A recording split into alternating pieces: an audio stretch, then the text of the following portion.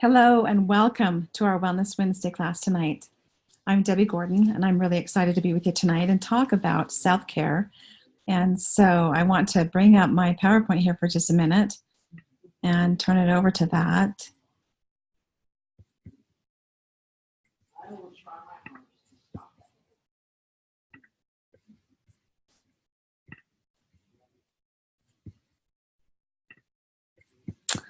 Okay, very good. So I am going to hide my picture thumbnail and just play this PowerPoint here for you. So it's going to take up my whole screen. So welcome. And so, it's January and I've become increasingly aware that I don't take good care of myself. So tonight's class is really for me. And I hope that I can share some stuff that will help you as well. So I was going to a chiropractor to kind of get me back in alignment. I was having some back and pelvis pain, and so he got me in alignment, or he was working at getting me in alignment. And one day he says to me, "Debbie, you need to see a massage therapist. Don't come back to me until you see a massage therapist. You are so tight, you're not adjusting well, and you need to take time to see a massage therapist." So I scheduled an appointment about a week and a half later with a massage therapist. That's as soon as I could get in. And I saw her, and she said to me, "Debbie, we need to schedule 3 massage therapy sessions in the next 2 weeks." And it was really kind of interesting because her schedule was pretty full and we could not make that happen. So here, a week and a half later, on Friday this week, I'm going for my second massage. But she said, "You are so tight, I can't even hardly get through the superficial muscles." And so I realized, you know what, I've got to take time to take care of my body. Otherwise, I'm going to be breaking down more and more. And so this self-care class tonight is really for me, and the things that I've learned I'm going to share with you, and hopefully it will be helpful. So here we go. All right, so the moment you accept total responsibility for everything in your life is the moment you claim the power to change anything in your life. The moment you accept total responsibility. We don't blame others. It doesn't help us to blame others or shift the responsibility. The moment we accept total responsibility for everything that's going on in our lives, everything, is the moment that we can then make a step forward to change it. And that's a really key principle to understand. And this comes from Hal Elrod, and he's done some great work here. So when we talk about time management a little bit, this was a shift for me even most recently. I've always talked about how busy I am, or I always thought how busy I am. I don't talk about it much anymore. That's something I have learned. But I find myself a little bit peeved when people think they are too busy to come to our class, or too busy to make an appointment, or too busy to prepare for birth, or too busy to prepare for marriage, or whatever it is they're preparing for. They're just too busy to get to it into the last minute. Well, I find myself in the same predicament. And we all know that we all have the same amount of time. We just have to allocate it differently. And so we're going to talk about that a little bit. But it's really not about time management. It's really about personal management. How we spend our time determines, or rather, actually, what's the word I'm looking for? Actually tells others what our priorities are. So how we spend our time really prioritizes us. And so we can only think about time management as a misnomer, and really it's all about personal management. What we are actually managing is ourselves, our focus, our energy, our choices, and our activities. And so if I'm too busy to get to something, it's because I chose to make something else more of a priority than what I needed to get to. And so it's about personal management. Begin with the end in mind.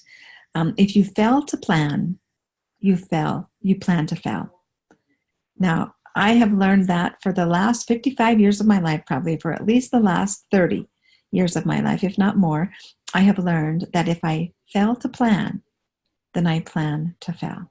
So if my day planner is empty, then it's because I failed to plan. Yet all that time will be taken up in some kind of busyness. So my priorities determine how I spend my time, okay? It's about allocation. Where do we allocate our time? Where do we choose to spend our time? Because we get to decide what goes in our day planner, we get to decide if we keep with what's in our day planner. I filled out my day planner again the other day, and ask me how many times I've actually looked at it in the last 3 days. Okay. It's embarrassing because I haven't. And when I brought that to my recognition again tonight before I'm doing this class, I'm like, if you fail to plan, you plan to fail. But I actually went through the planning session and I had it all in my mind, and I did have it on my phone, and I did receive some reminders on my phone, but I needed to open up my day planner, physically open up my day planner. So keep your promises to yourself, okay? That's our next one. So very often I'll have in my day planner, okay, I'm going to spend 5 to 7 a.m. in my miracle morning routine. And we'll talk about that later. But then I have to do it, okay? If I don't get up till 6 o'clock, I've already wasted that first hour in my day planner, okay? So keep your promises to yourself. If I say I'm going to exercise every day, and then life gets busy and I don't get it done, then I'm not keeping promises to myself. So what can I expect as the end result? I can expect not to be an ideal weight, shape, or flexibility, okay? And so that's a really key point. So this morning I was looking for my ear pods to go down and listen to something while I walked on the treadmill. I never did find my ear pods. Then I ended up helping my son get out the door to school. And then I helped get my high school boys out the door to school.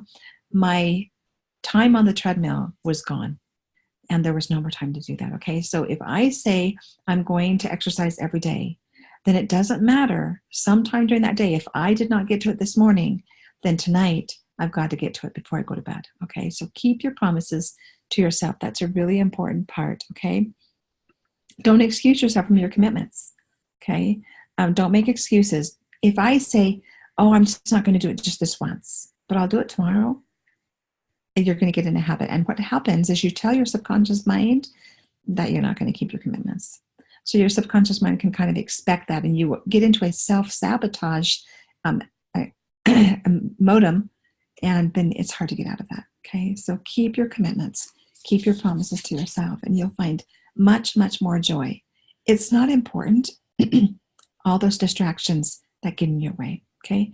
If you have on your life vision or your mission statement or part of your life's mission, what you're committing to or what you're not committing to or what's important to you, then if your commitments get interrupted by what's important to you, it's not a distraction. Then it's part of your life's mission, and you'll get back to these commitments at a later time that same day, okay? So work on that, all right? Now, there's lots of time management tools. When we think of time management tools, I think of my day planner. I think of my electronics, my computer, my iPad, my cell phone. I keep checklists. I keep notes. I keep reminders. In fact, I find that I transfer, I'm trying to figure out this technology yet, so that all my devices have the same note section, and I can find what I put in my note section from whatever device I'm working on. That if I transfer things so that I have access to them all the time, now that I just had an aha. If I put it on a Google document, I can access it, right? But calendars, appointment books, there's lots of management tools out there for time management. We just got to plan. And then we've got to adhere to our plan and do our plan, okay?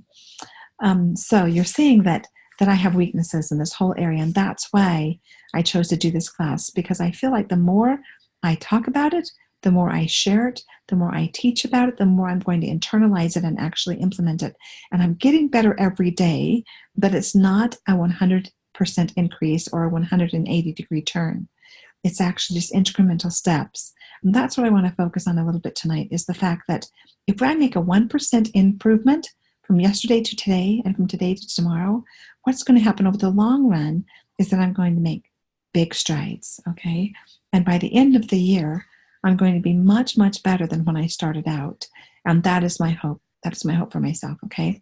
So I'm working on time blocking still. I've been working on time blocking for a number of years now, and I'm still working on time blocking.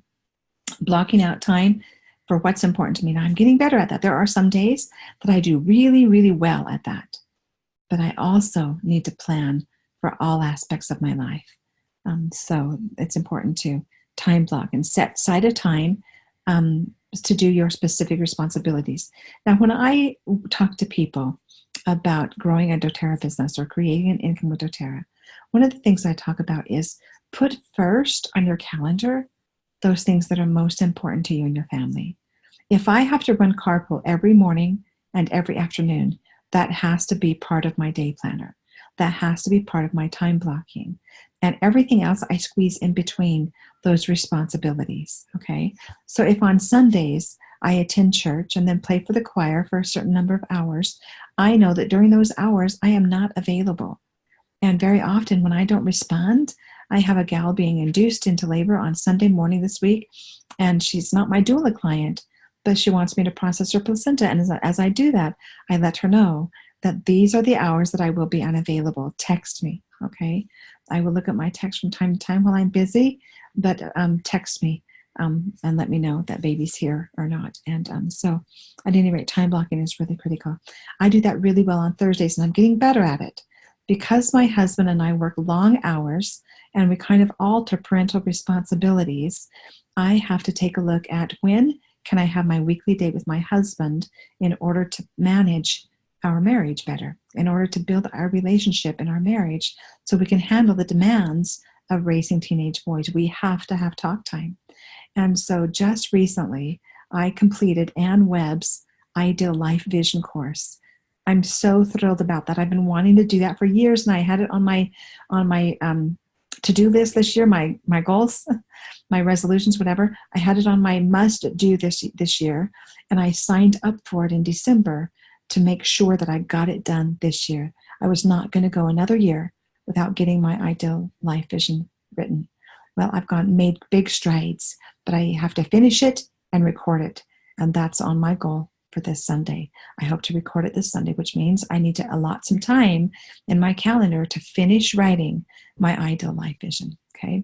And so that's a really important thing. All right, so at any rate, I'm getting better at it. And so what I've allocated for my husband is that since we don't have an opportunity to be together at night because of his work schedule or my teaching schedule, then we have to do a daytime date. And so I have allocated Thursday mornings till noon to have my date time with my husband. And so I'm not available on Thursday mornings until noon, okay? And so at any rate, time block those most important things that are important to you and your marriage and your family, in your business and your career, and also time block some personal time for self-care. As you time block self-care and you stick to it and keep your promises to yourself, you will be much, much happier. One of the books I loved reading was The Happiness Advantage, and it's a fabulous book. I highly recommend to it. But what it says in there is you have to be happy first in order to be successful. Not be successful before you are happy. The happiness comes first. Same thing is true with time blocking. You have to block self-care in there in order for you to be happy, in order for you to be confident, in order for you to be at your top game when you're interacting with your family and loved ones, your business associates and partners, and your coworkers and those in your community. So you have to be on your game. And so be sure that you spend some time blocking. Now, planning a weekly planning review is a really important part of your success. And so if I take a look and I review, how did this last week go? What do I want to change? And then I plan for the coming week, I'm much more likely to have a successful week. Do you see that? And so weekly planning and review is a really critical piece to success in any of your life's endeavors. My life vision, my life mission, my family, my future planning, weekly planning and review is a critical piece. And so take a look at what went well. What do you want to change? Fill out your calendar with all those time blocking needs that you have with your family and loved ones, and your responsibilities as a parent, as a spouse, as a neighbor and friend. And then in between, add in all your responsibilities with work, career, business, okay? And so plan that well. Now, Stephen Covey's 7 Habits of Highly Effective People, he has this table in there, the 4 quadrants, and quadrant 1 is it's important but urgent, has to be done right now. Quadrant 2 is an important but not urgent, so we put that off typically. Quadrant 3 is not important but urgent. And quadrant 4 is not important and not urgent. So let's talk about some of these things for just a minute. Okay, if it's important and urgent, we've pretty much made that a crisis. We've now probably thrown ourselves into fight or flight. And so this is last minute procrastination. Got to do it now.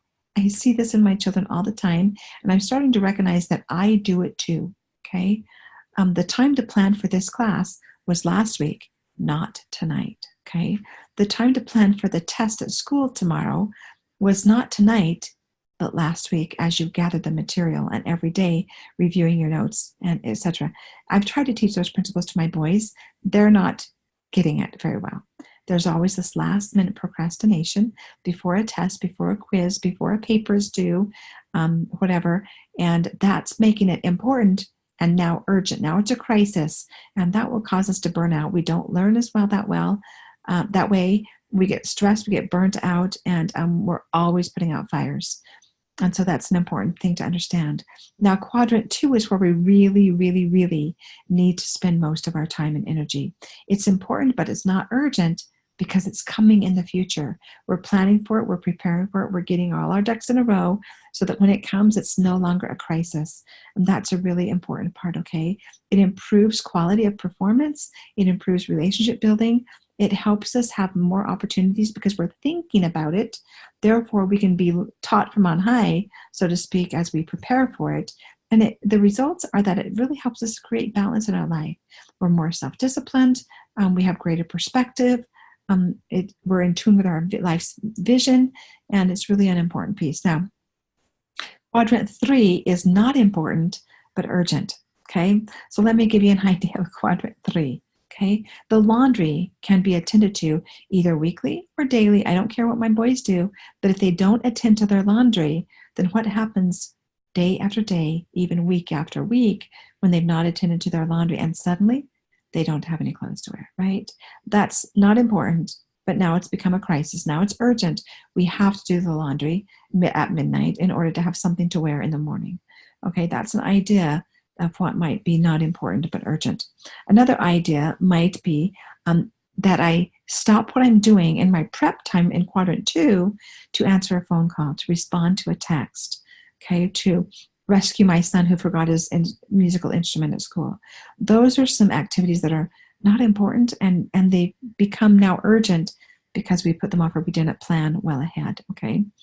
Some emails, some reports, meetings, pressing matters, popular activities. We forgot about it, and now it's become urgent. Now we've got to run out the door because we forgot about it and we didn't plan ahead, okay? So the results of that is that we become very short-term focused. And I know, I will tell you that that can become a habit. I have been known to say many times, don't ask me about tomorrow until I get through today. So what quadrant am I living in if I even speak that out loud? Don't ask me about tomorrow until I get through today. I am living in quadrant 1. Important, and now it's absolutely positively urgent. And now I'm stressing out and I'm living with a high cortisol level. Next week, we're going to talk about weight gain, and that's an important principle in weight loss, or we're going to talk about weight loss, but an important principle of weight loss is not having those high cortisol levels of living in quadrant 1. Okay, so I kind of messed up the language on that, but hopefully you got it, okay? So then we get into crisis management, our reputation.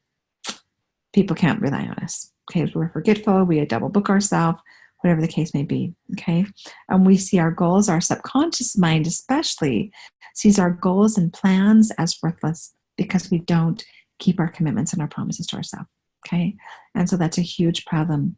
Very often we feel victimized, we feel a sense of loss of control, we feel like we've broken relationships or messed up our relationships, or I might be yelling at my husband or unhappy with my children, or yelling at my children because I have not planned appropriately, okay?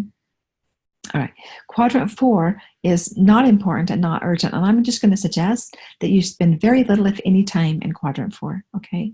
Not important, not urgent, does not need our time and attention. However, when we get distracted, say on social media or watching the news, and it's so quite disturbing right now, when we get caught up on stuff that we can that are not important, or we don't clean up our desktop on our computer, or we don't clean out our emails and keep that email inbox really low. I read something the other day that said don't have more than 10 emails in your inbox. So spend 20 minutes a day to clean out your email account if you've got more than 10 emails in there. Well, I'm embarrassed to say that I have thousands, but I've cut it down from about 19,000 to about 5,000. So I've been working on it, right? But that's kind of like not important, not urgent. We put it off, we procrastinate it, and then it becomes important and urgent. We have to take care of it now because I'm out of storage on my email or something like that, okay? And so at any rate, those are some things to attend to. So don't spend a lot of time in quadrant 4. The result of spending a lot of time in quadrant 4 is that you become completely irresponsible, untrustworthy, okay? Very often you'll lose your job, okay? You're dependent on others and institutions for the basics of life, and they won't uphold you very long, okay? And so really important to spend all your time, the majority of your time, in quadrant 2. So work on it, and I'm going to be working on it, I promise, for sure, okay? So since we all have the same amount of time, when we talk about personal management and getting everything done that we need to get done, we have to either free up some time or we have to increase our productivity, or both, okay? So it's about freeing up some time and increasing our productivity. And so this is an important piece because allocation together with increased productivity seems to create more time out of nothing. We're much more productive when we free up time by giving up quadrant 4 to be able to be in quadrant 2, okay? And so do less to accomplish more. You got to focus. Do less to accomplish more. Now, this is a really key part, okay? When we're focused, I want you to know that none of us are multitaskers. We tend to believe we can do 2 things at once. Like, for instance, I will listen to a training or an audiobook or a podcast while I'm walking on the treadmill, okay? So I'm doing 2 things at once, right? It makes me feel more productive. It makes me feel like I'm getting my personal development time in with my exercise, which I still love to do, okay? But how many times do I have to go back, rewind, and listen to it again because I didn't quite get that concept? Or maybe I was listening and I didn't catch it at all because I was breathing heavy, and I have to rewind it and think, now, what did she just say? Or I'm not getting the connection between what was said to what's being said now, okay? And the answer is very often. So I love to listen to books on audio while I exercise. I will probably always do that. But here's what happens. What I find is that I love to listen to books on Audible, but then I end up buying the book because I'm a marker upper. So I can't read a book without marking it up. And so I think, oh my gosh, that was such a fabulous concept. I want to have that in front of me for reading, okay? And I'll end up buying the book and the Audible, okay? And so really none of us are multitaskers. Now I can talk on the phone and have a conversation while I'm folding laundry, but if I'm not giving 100% of my attention to that conversation, I might miss something important. And whoever I'm talking to might feel like I jilted our relationship. So really keep focus, okay? Eliminate unproductive and unimportant tasks so that you can get the most important stuff done. So remember, how we spend our time ultimately says something about our priorities. And so it's important to understand that, okay? So having a mind clear on our vision and mission in life is a real important part of getting to where we want to go, okay? So if we want to start getting to where we want to go, we have to remove all the baggage and distractions that are in the way, okay? All right, so another great concept is batching. And when we talk about batching, sometimes we can make a note of what needs to happen, what needs to be delivered. I do this when I clean up the kitchen, for instance. I'll make a pile of everything that needs to go downstairs. And then I'll go downstairs and take it all downstairs. And then while I'm down there, I grab what needs to come upstairs. And when I'm going out to run errands or to pick up boys from school or whatever I'm doing, if I make sure that I have, like today, I batched and I botched. I had in my vehicle, I had the coat that my friend left here, and I was going to deliver it to her husband today.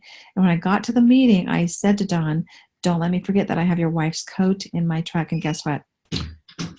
His wife's coat is still in my truck.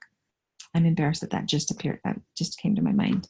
Okay, so when we batch something, we've still got to remember to follow through and do it. Okay, so if I'm going to do laundry, I can do all the laundry in one day. Or if I'm going to do shopping, grocery shopping, I can do all the shopping one day. So I don't have to go out every day to do a little bit at a time. Okay, now sometimes I do that, but the likelihood of if I put a load of laundry in every day, the likelihood of my remembering to get back to it is much less than if I schedule laundry in my day planner and just get it done. Okay, and so batching is an important concept. And so just remember that I am not perfect in any one of these areas. I am continually working to improve myself, and that's why I'm talking to you about it as well, so that when I say it out loud and mentally think about it, then I'm remembering, hopefully, to do it. Okay. All right. Set boundaries. Okay. Create a safe zone in what you are willing to do and what you're not willing to do. As you serve others, or if I have on my life's vision, or life's mission and vision, which I do, I have the desire to serve those around me that are in need, to bless their lives. If that's on my vision, there are times when I still have to say no. I did that recently. Okay, I had a friend die on Saturday night this past weekend, and I absolutely adored this friend. He was a neighbor and friend, kind of a father figure to me. My father died about 23 years ago, and not that this man took my father's place, because he didn't, but he was like a father figure to me, and I loved to visit with Delroy. And as I would go over to help them, they would call on me for help with one thing or another. With their doTERRA oils, they would call on me to help, and I'd go over there, and inevitably when I would go over there, I would be there for no less than 3 hours. Okay. And so sometimes I would say, I'll get to you at another time, and I have to set a time to go visit Joyce and Delroy, because I knew that I would be there no less than 3 hours. Sometimes we have to say no. Well, recently I didn't say no to Delroy because he just died and I knew he was dying, but I did have to say no to something else. Somebody else needed dinner, and I had to let somebody else take dinner into that family because I wanted to spend time with Delroy. Okay. And so saying no is a good thing. So now, for a time in my life, I didn't know how to say no. And then I learned how to say no. And now I have to work at saying no again. Okay. And so set boundaries for yourself. Keep in the safe zone. Honor your own time. If this is going to make me crazy by saying yes, and I have to give up something else that's of a greater priority by saying yes, then sometimes it's really okay to say no. And so honor your own time. Okay. And then don't be afraid to outsource, to have somebody else do for you what you aren't going to get to. This last summer, I hired a landscaping team to come and weed my property. I have about an acre property, and I have berms, built up dirt mounds all around my property line to try to minimize all the traffic that's going right straight through my yard. I fenced a part of my yard. This was many years ago. But at any rate, I was way, way, way behind on my weeding. And I was incredibly behind on my tree trimming. And when this guy William landed on my doorstep to ask me, he could see that my yard was a bit of a mess. And he asked me if he could help me clean up my yard. I said yes. And then my husband came through, and he walked him through the yard. And as he walked him through the yard, he said yes to some things and no to others. Even though William said, I can do this and this and this and this, my husband, thinking he was saving money, said, I will do this, you do this and this and this and this. Well, they spent a few hours with his team. They weeded our entire property, trimmed most of our trees, except for the trees that my husband said, don't worry about this, I'll trim it myself. And my husband said he would take care of all the rose bushes. Well, guess what's not gotten done? The trees that my husband said he would prune and the rose bushes did not get done. Okay. And so the chances of my hiring William and his team again this coming summer to finish what we didn't do this last summer is because sometimes we need to outsource what we don't have time to get to. Okay. Okay. So at any rate, remember that sometimes it's better to just pay somebody to do it so that we don't have that on our backs constantly of not getting to yada, yada, yada. Okay. And so that's something. Now, I think of that also as if I have the resources to share, part of my being charitable, part of my sharing. William turned up on my doorstep just last week. He was desperate to find work. he did not have any work, and he's a landscaper, and he does not have wintertime work. And so he was desperate. He showed up on my doorstep. Now, here's what I did. I sent out a neighborhood message. I didn't have anything for William to do at the time because we were under snow. It would be very difficult for him to pull out the rose bushes at this time of the year. It would take him twice as long, as the ground is much more cold and almost frozen solid. And so it would take him a lot more time.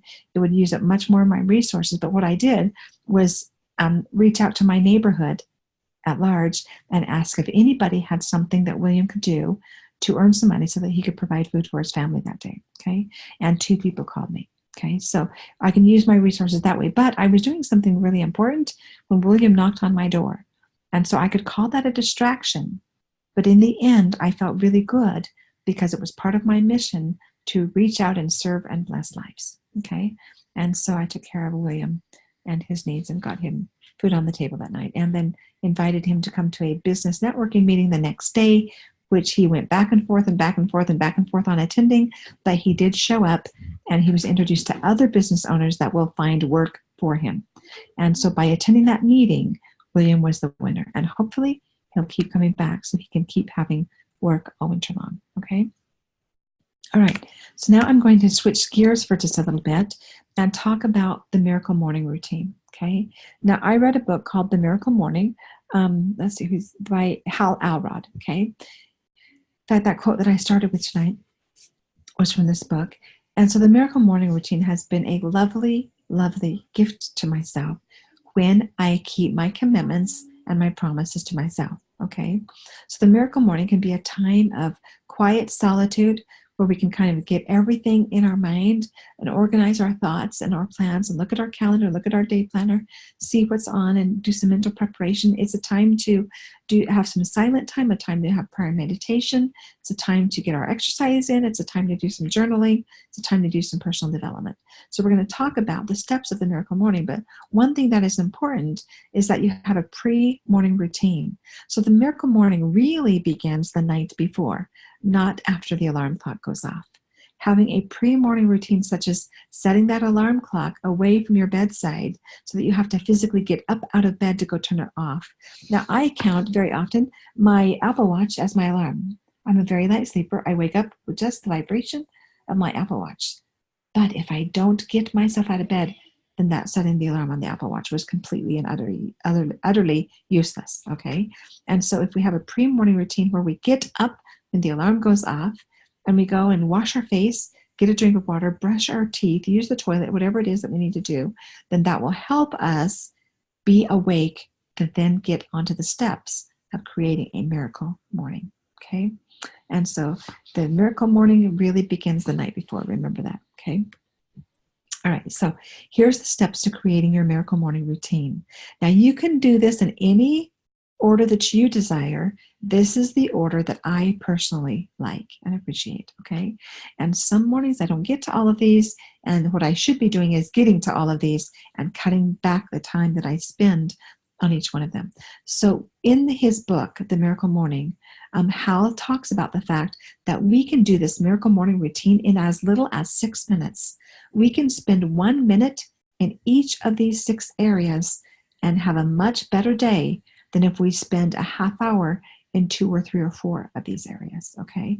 So the real miracle morning comes from spending a little bit of time in each of these areas.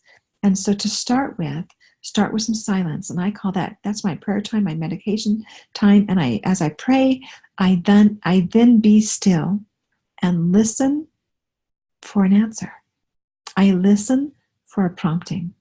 I listen to that intuitive voice that guides me in what I need to be spending my time with and with whom during the course of that day. So as I pray, I have to allow some time for silence, listening for an answer. Okay, that's a really key piece.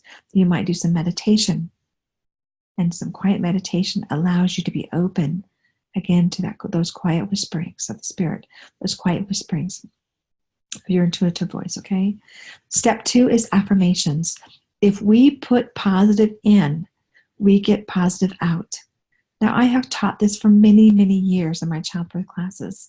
If we set our affirmations And those who know me know that I am a birthing professional of almost 34 years. And so I've worked with childbearing women for that amount of time, more than 3 decades.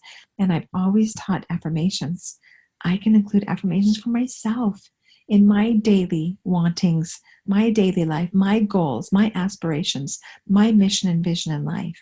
If I include affirmations and I review those affirmations each and every day, then I'm going to be much more likely to get those. And we're going to talk about the power of the mind in a bit. Okay. The third step is visualization. We have to visualize ourselves being successful at whatever it is we're spending our time at or endeavoring to do or accomplish or become. Okay. We have to spend some time visualizing what will it be like when I have achieved this time blocking goal? What will it be like when I remember to look at my day planner every day? What will it be like? And so this is really an important part of your miracle morning is the visualization step. Okay. Now, another important part is reading. And reading, I like to read my scriptures every morning to start my day. I feel that if I put God first, then God will help me with all aspects of my life, not just one or two. I can expect that He will guide me in all aspects of my life. So if I put my heart and mind in tune with God's will for me, and what He wants me to do, then I can better create my ideal life vision, right? My ideal life outcome. And so that's an important part. And so I love to read my scriptures. And like I say, I love to do personal development. And that's the part that I will often do while I exercise, okay? And so I like to spend a half hour or so reading my scriptures. And then the journaling. The scribing, the journaling, the writing down is an important part of your day as well, okay? When we journal what it is that we've been excited about, let me go with my notes here. I had some notes on journaling, okay? What I wanted to talk to you about there. When we write down what we're grateful for, okay? I'm proud of, what results I have committed to creating that day, what activities I have planned, and then reporting back on how did it go, okay? That puts me in a confident, an inspired, an empowered mindset. And then I really can accomplish all that I want to do, okay? And so the journaling part is a really critical piece. I go back and forth on journaling. That is the one thing that I really, really, really need to work on more heavily to getting that done every single day. Because I notice when I journal that my mindset is completely different. I'm able to let go of worries and concerns and stressors and really focus on what I'm grateful for, really focus on what I want to create, really focus on listening to those inspired promptings that come. If I journal after my morning prayer, I'm much more likely to be successful in the course of my day. I'm going to remember who God wants me to reach out to, okay? And I'm going to be much more successful. So, all right. So, okay, those are the 6 steps. Got them? Some time for listening, some time for silence, some time for affirmations, affirming what it is we desire. And for me, as soon as I get my ideal life vision recorded, that's going to include my affirmations, and it's going to be something I'm going to listen to every single day to literally create it, okay? Visualizing, reading. You've got to spend time in personal development. And for me, my scripture study is also time in personal development, okay? Journaling and exercise, okay? So, I talked about it as I had those slides up, okay? So there we have the slides now, okay? Oh, I forgot I had pictures for that. Okay, so now, another thing I want you to understand is that very often we'll go to bed late and we'll be a little bit peeved that we're only going to get 4 hours of sleep or 5 hours of sleep, or somebody kept us up or somebody woke us up. New mothers with children, with new babies. Okay, sometimes they get not sometimes, almost always they get very interrupted sleep.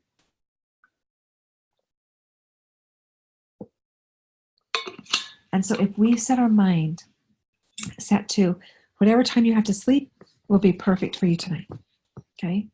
Because we really can create our ideal outcome regardless of how much time we sleep. We just got to tell our body what we want it to do, okay?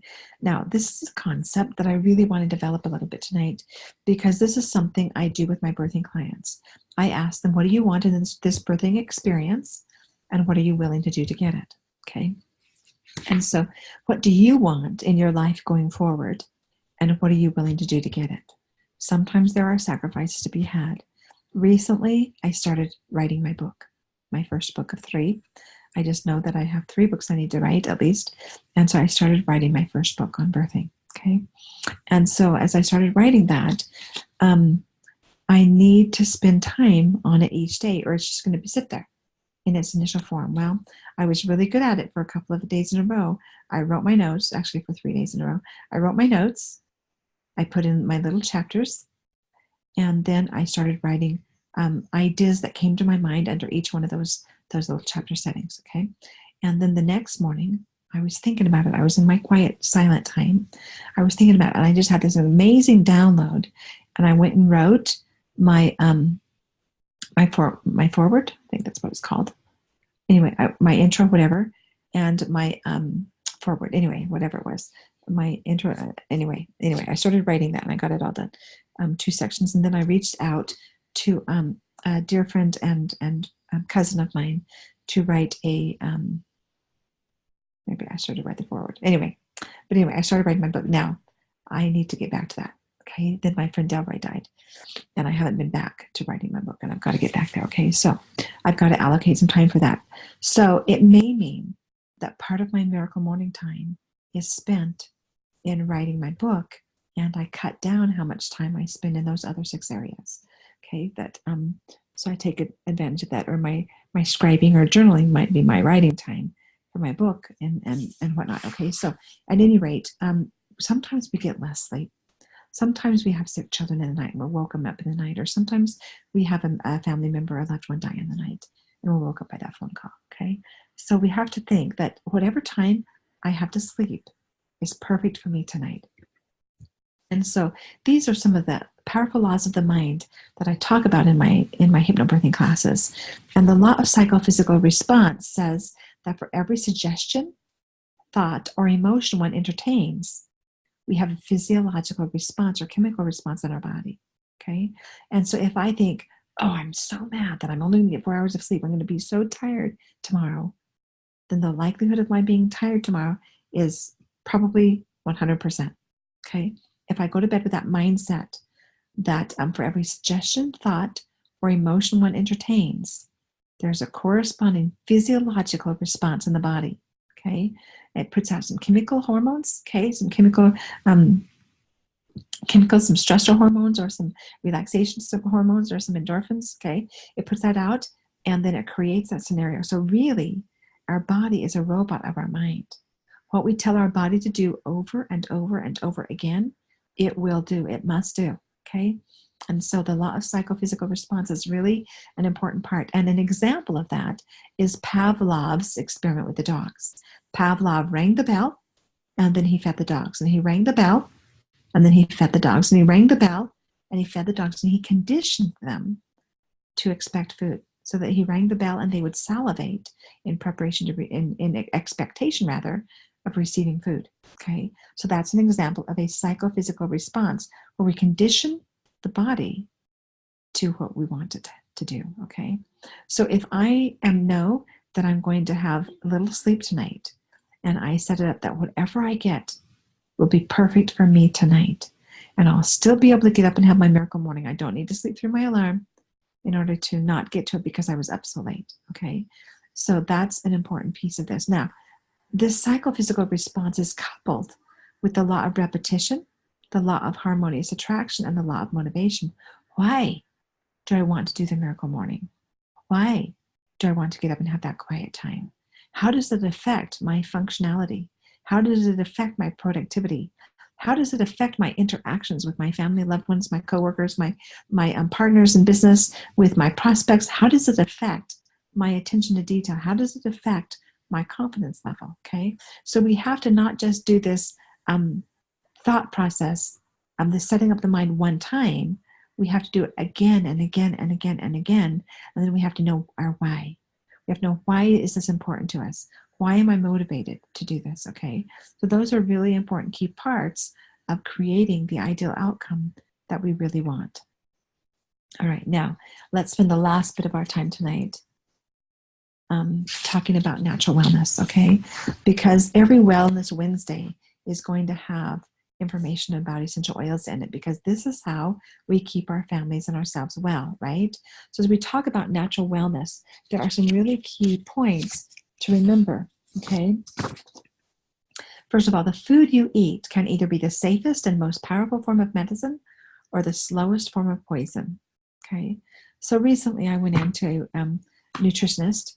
Now, I've taught nutrition for most of my career life, if not all of it. I've taught nutrition for for decades, okay? And yet I went to a nutritionist to say, hey, I want to learn more about the keto diet. I am 55 years old and I am starting to have that 55-year spread, and I don't really like it very much. What can I do differently to manage my woman figure, okay? So it's not, I can't expect a teenage figure perhaps, or maybe I can, but I'm gonna have to work harder at it, okay? And so at any rate, I went to talk to him. And so as he talked keto diet, I've got to tell you, this has been the hardest week of my life trying to do the keto diet. Do you hear the wording there? Okay. I've never been on keto diet before, and I haven't really felt great on it. Well, today I talked to him and I said, we need to talk. And he said, sometimes you have the keto diet flu. Well, I haven't been down in bed, but I certainly haven't felt my best. Okay. And so the food we eat can either be the safest and most powerful form of medicine, or it can be the slowest form of poison. So as I talked to him today, I said, we need to talk, because on the keto diet, he's not allowing me any fruit, and fruit is part of my everyday, and I'm missing it, and I'm starting to feel nasty. I'm starting to feel angry. I put fruits and vegetables in my kids' lunches at school every day. I have it in my freezer. I have it in my fridge. I have it on my cupboard, and I want some. And I said, we need to change my diet.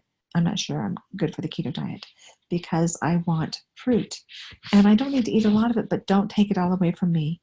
And so if that's not part of the keto diet, then probably the keto diet's not for me, because I really love fruit. Okay. So at any rate, we need to take a look at what our choices are. Okay, now, despite how well we eat,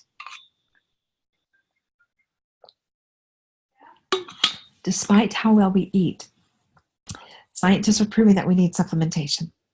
And these are the supplements that I trust most. doTERRA's Lifelong Vitality Pack is a phenomenal supplemental line, okay? And the Micropex VMZ is our vitamin mineral complex that has our essential food-based vitamins and minerals. The Zeo Omega is our omega oil our supplement that has the essential fatty acids that we need. And it has a carotenoid blend to decrease inflammation, and it also has certified pure therapeutic grade essential oils in it, okay? 9 essential oils in it for prevention's sake, one of which is frankincense, okay? There's clove, there's cumin, there's thyme, there's German chamomile. There's several oils in there to facilitate wellness in all of our body systems and prevent sickness from breakdown from happening in our bodies, okay? And then we have our Alpha CRS, which is our antioxidant blend. This is for cellular energy and cellular health, to get rid of oxidation or rusting or old aging that happens with time. And so those are 3 critical pieces in the Lifelong Vitality Pack that are supplements that I take every single day. And doTERRA also has the Daily Habits Loyalty Rewards Kit. And this is what it looks like. This is the Daily Habits Kit. And you can purchase this as a loyalty rewards order only. You cannot purchase it as an enrollment order. So I just recently had a woman that said, I want to start with this kit. And it's not an enrollment order. She would have to order everything individually and separately to get this Daily Habits Kit if she were a new enrollment. And so she needed to order another kit and then use this as her loyalty rewards kit, okay? So this is a really great habit. So we're going to talk about all the products in this kit here for just a minute. Okay, so now we have in this kit, we have the oil balance right there. Okay, we have this oil balance, and balance is our grounding blend. That's a great way to start and end our day, but it's a great way oil blend to use to set the course of our day, to help us be grounded and help us set into our daily routine. It's also a fantastic oil blend to use if ever during the course of the day we feel like our life is spinning out of control. Get back to balance, okay? And so that's what it does for us. I love balance. So 1 to 2 drops of balance on the bottom of your feet and the back of your neck is what I start with, okay? Balance on the bottom of your feet and the back of your neck over your spine is a great way to start your day. Now, frankincense, I like to put frankincense under my tongue morning and night. A drop of that frankincense really supports cellular health and prevents a disruption in the DNA of your cells, and that therefore cellular mutation. And so it's really a key part of wellness lifestyle.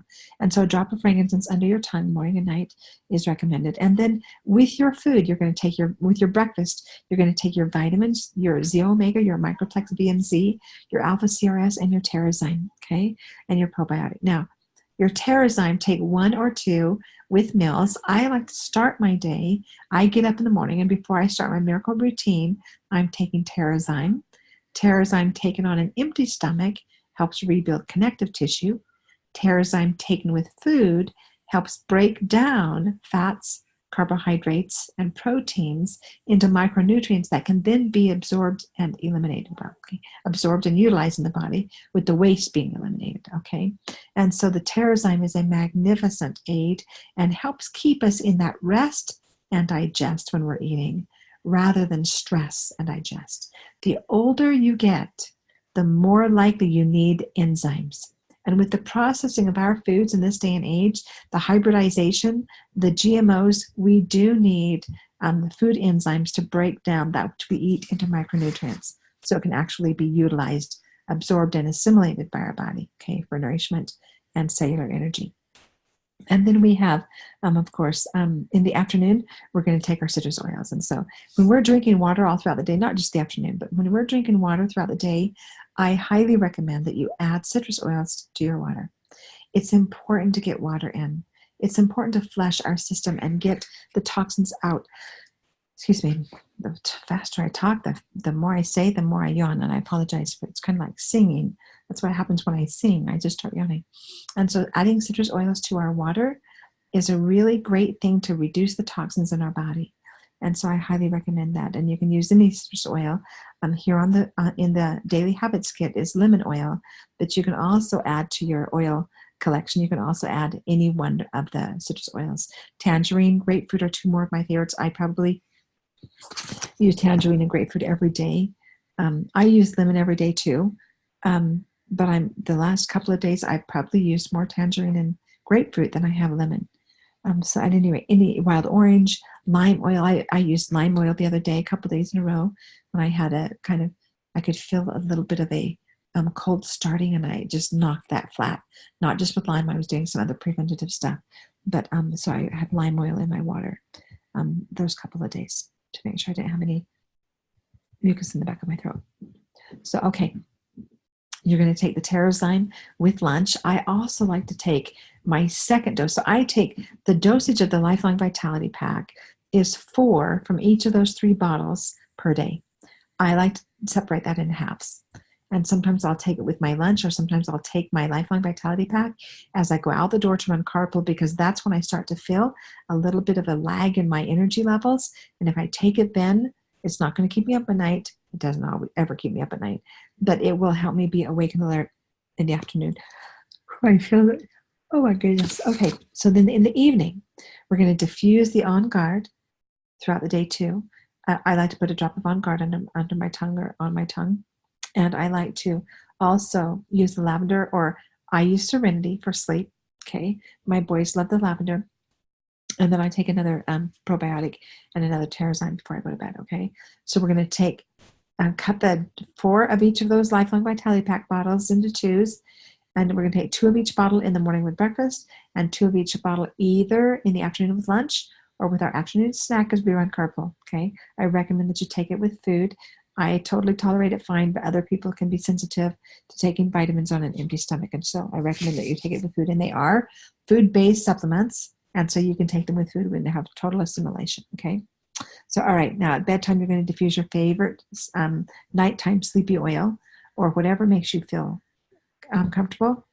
If you want to diffuse something that really just helps you settle into relaxation, do that. Maybe a warm bath with some oils and your Epsom salt. Okay, you do an Epsom salt tub soak with a warm bath and relax that way. Okay, So at any rate, that's a really good way to start your day. The probiotic, I can't recommend it enough. The Terrazyme to help break down your fats, carbohydrates, and proteins to help build connective tissue. The probiotic to help keep your gut health healthy. Both of those do the job there. Both of those are complementary, okay? And the Deep Blue Rub is just a really great thing to have with our exercise routine to keep us from being sore the next day, okay?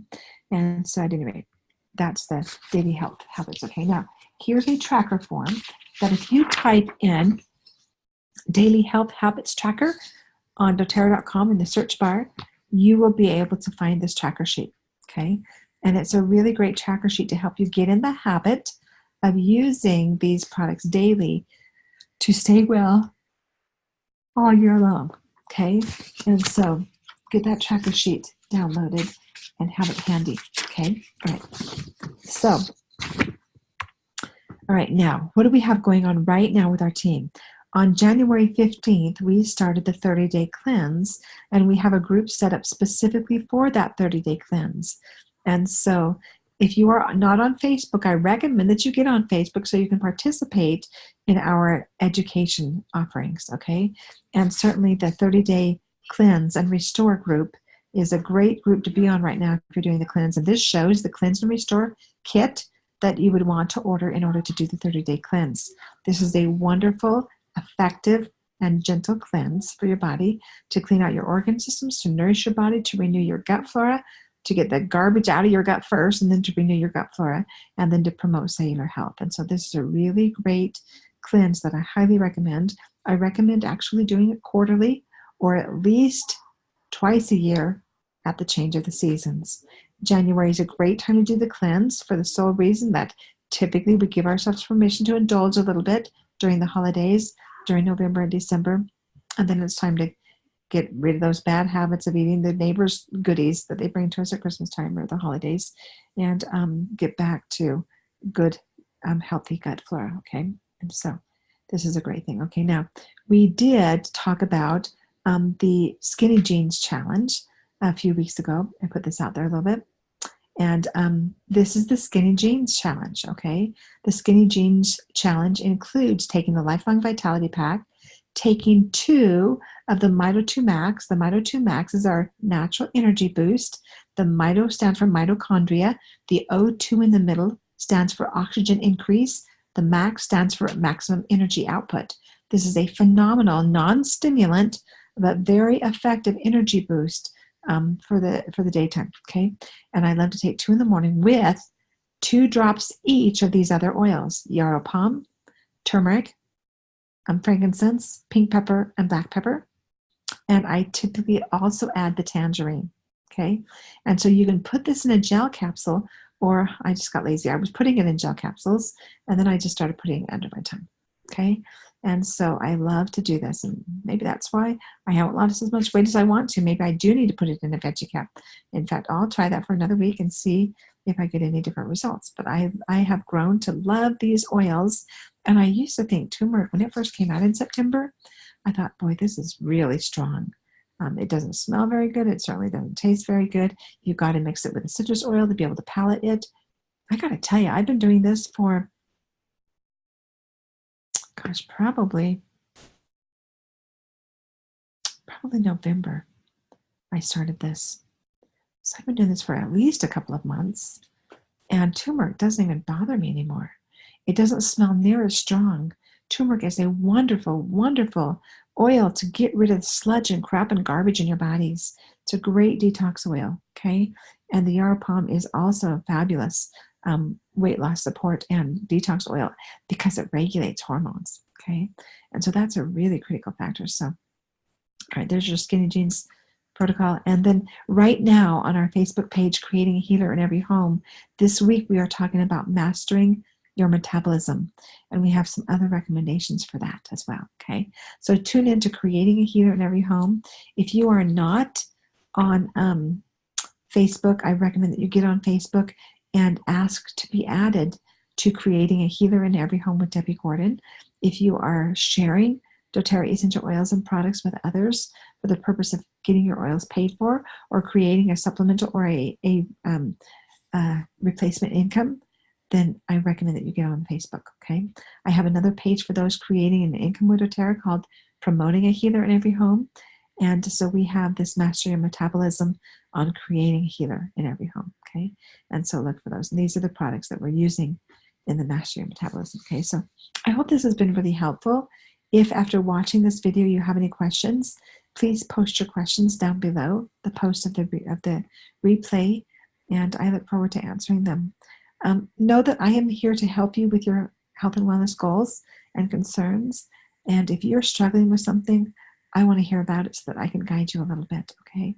That's what I do as a wellness advocate, and I love, love, love what I do. I love sharing doTERRA. I love empowering mothers of little children and big children to take care of themselves, to remember the self-care, to create a miracle morning and create some time for yourself for personal development, and to really put your mind at ease. I promise that as you incorporate these concepts and things we've talked about tonight, you will be happier. You will actually, now happy comes first, but you will notice that you will find joy in everyday living, in the challenges as well as the good times. And if you'll simply change your mindset on the challenges, and see them as opportunities instead of challenges. See your challenges, your trials, your struggles, the hard parts, see them as opportunities for growth. And when you change your mindset, there's a corresponding physiological response in your body. But you have to have also that repetition, that law of harmonious attraction, and the law of motivation to guide you. What is your why? Okay. My why is to be happy. And so as I strive to live well each day and attend to my mind, body, and spirit through all of this, I'm going to feel better. So thank you very much. Let me end the share and say goodbye for now. So tuning out now. Bye-bye. Thank you for joining us.